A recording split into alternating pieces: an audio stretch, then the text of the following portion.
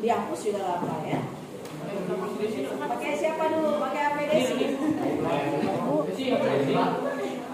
Oh iya, malah tulis ini. Ada air minum tadi lupa di mana?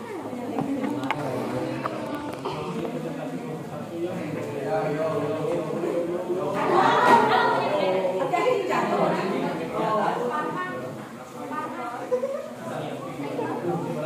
Oke, enggak. Mulai. Ya, siap-siap di depannya. Nanti ibu ngobrol dulu. Itu pendahuluannya. Baiklah. Assalamualaikum warahmatullahi wabarakatuh. Waalaikumsalam warahmatullahi wabarakatuh. Ya, tiba pada saat yang kita tunggu-tunggu ya, presentasi dari hasil proyek kita mengenai pembelahan sel dengan menggunakan alat peraga. Jadi tiba saatnya sekarang waktunya untuk menjelaskan atau menampilkan, mempresentasikan materi pembelahan sel dengan dibantu oleh alat peraga yang telah kalian buat sendiri dalam kelompok masing-masing. Mangga kepada kelompok 1 untuk menyampaikan presentasinya, dipersilakan. Assalamualaikum warahmatullahi wabarakatuh. Waalaikumsalam warahmatullahi wabarakatuh. Perkenalkan nama saya Tarisa. Nama saya Rima.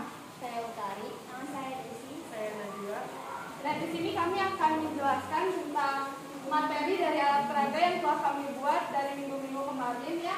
Di sini kita membuat 7 alat peraga, yaitu ada meiosis, mitosis, meiosis 2, dan ada oogenesis, spermatogenesis, makrosporogenesis, dan mikrosporogenesis.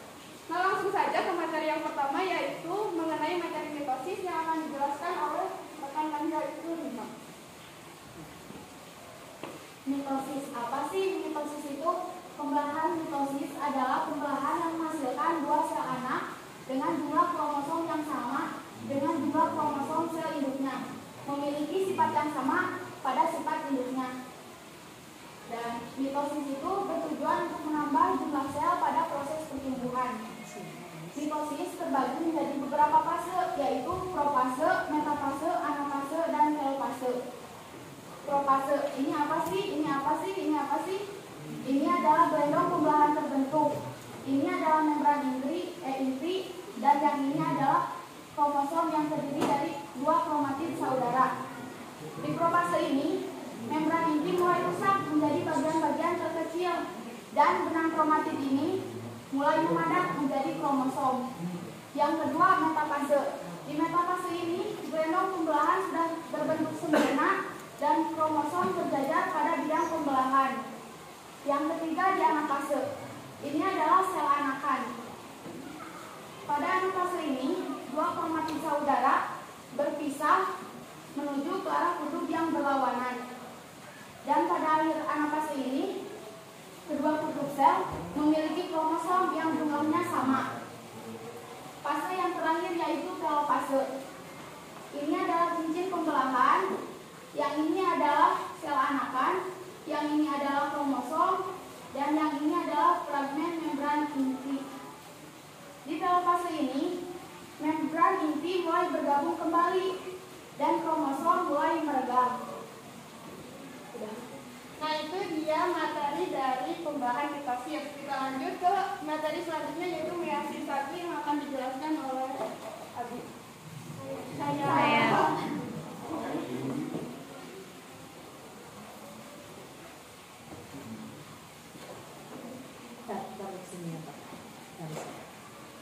Nah, pembelahan meiosis itu adalah Tadi siapa yang nyampaikan? Rima. Tarisa. Nah, pembelahan meiosis itu dapat disebut juga sebagai pembelahan reduksi, karena sel anak yang dihasilkan mempunyai jumlah separuh dari sel induknya. Kemudian, pembelahan meiosis juga hanya dapat terjadi pada alat reproduksi, yaitu pada saat pembentukan gamet atau gametogenesis. Apa sih gametogenesis? Gametogenesis itu adalah pembentukan dan pertumbuhan sel sperma dengan sel telur sehingga dapat menjadi individu baru atau janin. Nah, meiosis pembelahan meiosis sendiri terbagi menjadi 2, yaitu meiosis 1 dan meiosis 2. Di sini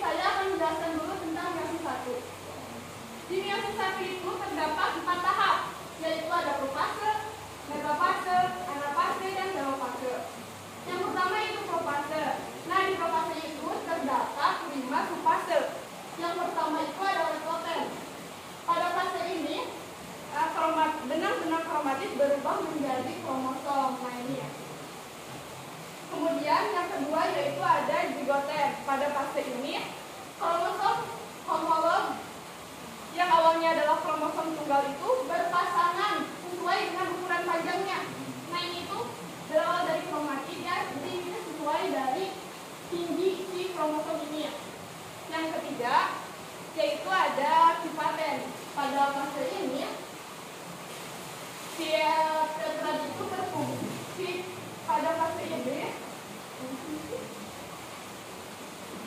Pada sipaten itu si kromatid itu berduplikasi menjadi 2 kromatid. Kemudian setiap difaren itu mempunyai 4 kromatid yang disebut dengan tetrad. Nah yang keempat yaitu ada weflapen. Pada fase ini tetrad itu berkumpul di sini. Nah yang kelima yaitu ada diakinesis. Pada fase ini kromatid pada sel fase ini sentrosom itu terbagi menjadi 2 sentriol yang masing-masing mempunyai benang gelondong pembelahan. Ya ini benang gelondong pembelahan atau yang bisa disebut juga sebagai benang spindle. Lanjut ke yang kedua yaitu ada metafase. Pada metafase ini tetrad berkumpul di bidang ekuator. Ekuator itu tengah-tengah, jadi ada di tengah-tengah bidang. Nah ini sudah di tengah-tengah kan. Kita lanjut ke yang ketiga yaitu anafase. Pada fase ini si pasangan kromosom yang berpasangan itu terpisah ke arah kutub yang berbeda-beda. Ini ada kutub atas dan kutub bawah. Nah ini si kromosom yang berpasangan itu. Kenapa itu bisa berpisah? Karena ditarik oleh benang-benang gelondong pembelahan atau benang spindle itu dari setiap kutubnya. Nah yang keempat atau yang terakhir itu ada telofase 1. Pada fase ini kromatid jadi memadat. Kemudian membran inti muncul kembali dan sisen ini itu berfungsi sebagai sisen kromosom kembali. Kemudian terjadi diakinesis. Diakinesis itu adalah pembentukan dinding sel pembelahan. Nah, itu penjelasan dari meiosis 1. Kita lanjut meiosis 2.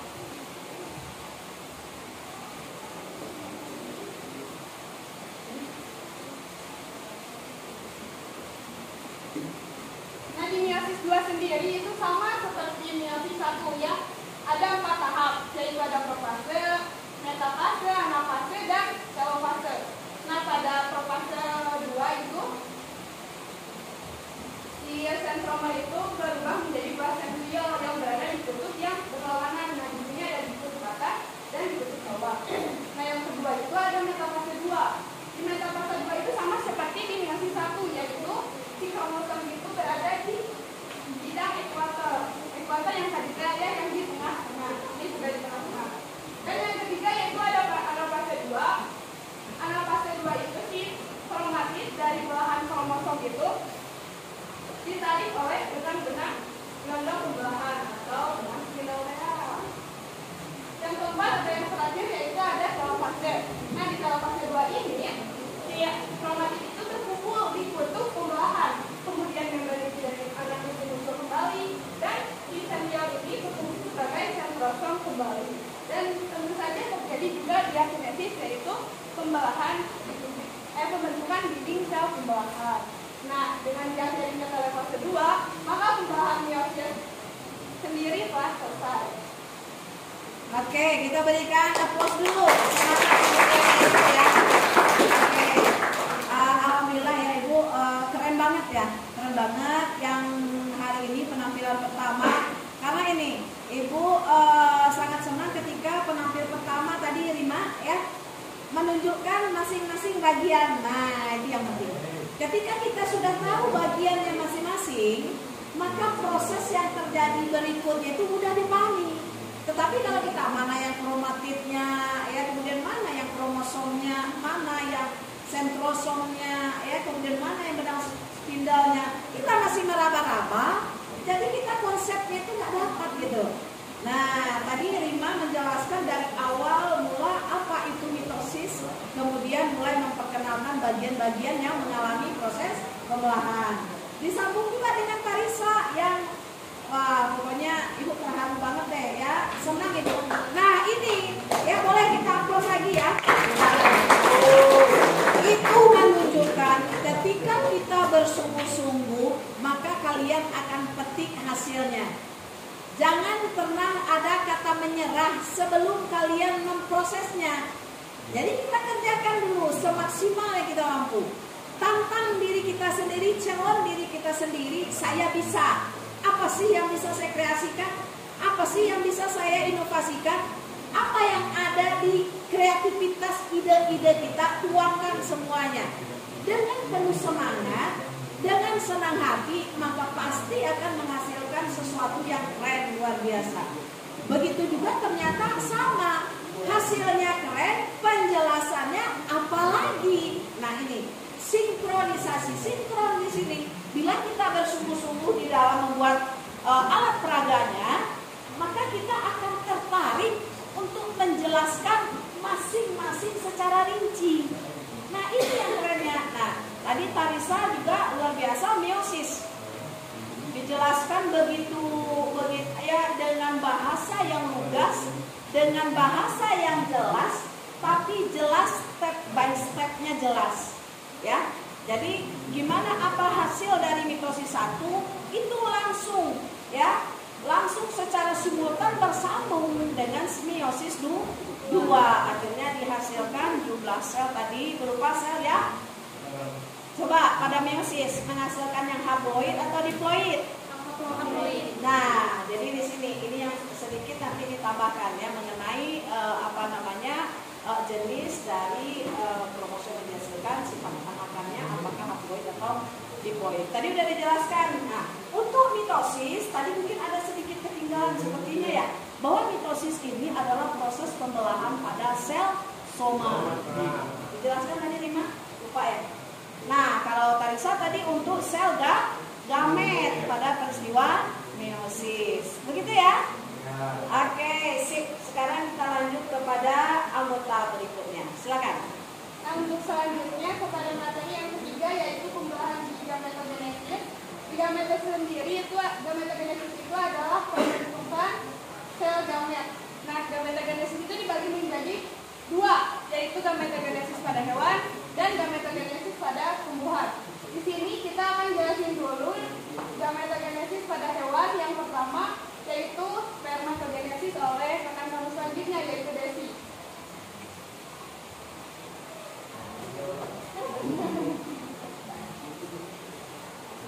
Baik, untuk spermatogenesis akan dijelaskan oleh saya. Spermatogenesis adalah proses pembentukan sel gamet jantan yaitu spermatozoa. Ada yang tahu ini apa? Pasti kalian belum tahu kan ini apa? Itu adalah kromosom. Dan untuk yang seperti ini yaitu sel sperma. Baik, kita ke langkah-langkahnya. Untuk spermatogenesis diawali dari spermatogonium yang bersifat diploid 2N. Membelah secara mitosis menghasilkan spermatosit primer. Kemudian spermatosit primer membelah secara meiosis. Pada meiosis 1 dihasilkan 2 spermatosit sekunder yang bersifat haploid N. Dan pada akhir meiosis 2 dihasilkan 4 spermatid yang bersifat haploid N. Akhirnya spermatid dihasilkan 4 spermatid mengalami diferensiasi dan berubah menjadi spermatozoa. Jadi spermatogenesis dihasilkan 4 spermatozoa fungsional yang bersifat haploid N. Nah, dilanjut yang ke materi yang kedua masih di pembelahan pada hewan yaitu oogenesis yang akan disampaikan oleh saudari Najwa. Jadi oogenesis itu adalah proses pembentukan sel gamet betina atau ovum. Proses ini terjadi di dalam ovarium, di mana terdapat sel primordium yaitu oogonium. Oogenesis diawali dengan oogonium. Oogonium bersifat diploid atau 2N. Oogonium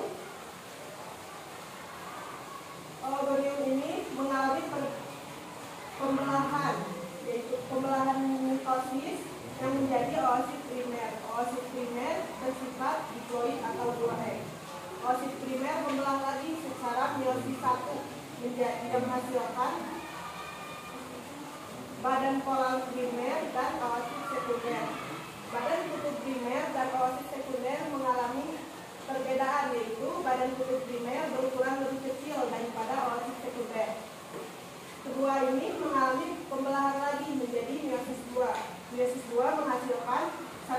OT dan tiga badan kutub sekunder. Tiga badan kutub sekunder mengalami regenerasi yang menjadi mati, dan satu oosit ini mengalami perkembangan sehingga menghasilkan ovum. Jadi oogenesis ini dihasilkan oleh satu ovum yang bersifat haploid atau N dan tiga badan kutub sekunder yang mati. Itu dia penjelasan dari materi oogenesis. Kita lanjut ke pembelahan pada tumbuhan. Pada tumbuhan sendiri dibagi menjadi dua, yaitu ada makrosporogenesis dan mikrosporogenesis. Yang pertama yaitu mikrosporogenesis yang akan disampaikan materinya oleh rekan selanjutnya, yaitu Utari. Mikrosporogenesis merupakan proses pembentukan gamet jantan atau serbuk sari. Proses ini terjadi di kepala sari. Nah, di dalam kepala sari itu terdapat ruang serbuk sari. Dan di setiap ruang serbuk sari itu mengandung mikrosporosit, yaitu ini. Mikrosporosit ini mengalami pembelahan secara meiosis 1 dan meiosis 2, menghasilkan 4 haploid yang berkelompok. Nah, 4 haploid yang berkelompok ini mengalami pembelahan secara karyokinesis. Apa itu karyokinesis? Karyokinesis adalah proses pembagian materi inti dan menghasilkan inti generatif dan inti vegetatif. Nah, dalam proses pendewasaan dari mikrospora, inti generatif mengalami pembelahan lagi secara mitosis dan menghasilkan inti generatif 1 dan inti generatif 2. Nah, jadi di dalam satu butir serbuk sari, di dalamnya terdapat 3 haploid, yaitu inti generatif 1, inti generatif 2, dan inti vegetatif. Selanjutnya ada makrosporogenesis. Makrosporogenesis merupakan proses pembentukan gamet betina atau ovum. Proses ini terjadi di ovarium. Nah, di dalam ovarium terdapat makrosporosit. Makrosporosit ini mengalami pembelahan secara meiosis 1 dan meiosis 2 menghasilkan 4 sel haploid. Nah, tetapi hanya 1 sel yang berhasil menjadi mikrospora. Mengapa demikian? Karena 3 sel lainnya mengalami degenerasi atau kerusakan sel. Selanjutnya, inti sel makrosporogenesis terbelah menjadi 2, menjadi 4, dan terbelah lagi menjadi 8 inti haploid secara karyokinesis. Selanjutnya, 8 inti haploid tersebut, 3 inti lainnya berada di dekat makrofil, dan 2 sebagai pengiring dan 1 diapit oleh pengiring yang tadi atau sinergid. Dan 3 inti lainnya berada di arah berlawanan adanya makrofil sebagai antipoda, dan 2 lainnya ada di tengah sebagai inti kandung lembaga sekunder. Mungkin sekian. Nah, itu dia ya presentasi dari kelompok kami. Bila ada kekurangan mohon dimaafkan. Sekian dari